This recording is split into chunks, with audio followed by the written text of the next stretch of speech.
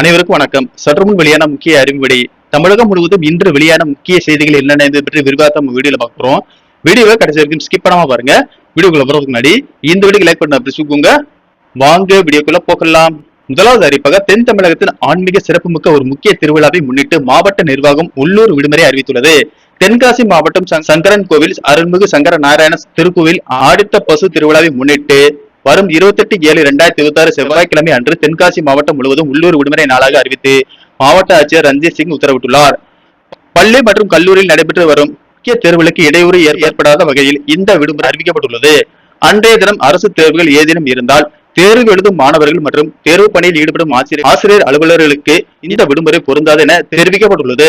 அடுத்த அறிவாக தமிழ்நாட்டில் ரேஷன் கார்டு வைத்திருக்கும் அனைவரும் கட்டாயம் பயோமெட்ரிக் பதிவு செய்ய வேண்டும் என்று தமிழக அரசு கேட்டுக் கொண்டுள்ளது.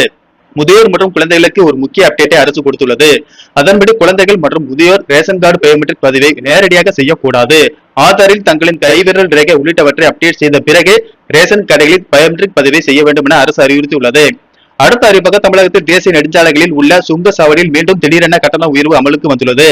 குறிப்பாக சென்னை புறநகர் பகுதிகளான வானகரம் மற்றும் சூரப்பட்டு ஆகிய முக்கிய சுங்கச்சாவடிகளில் இன்று நள்ளிரவு முதல் ரூபாய் 5 கட்டணம் உயர்த்தப்பட்டிருப்பது வாகன ஓட்டிகளிடையே பெரும் அதிர்ச்சியை ஏற்படுத்தியுள்ளது.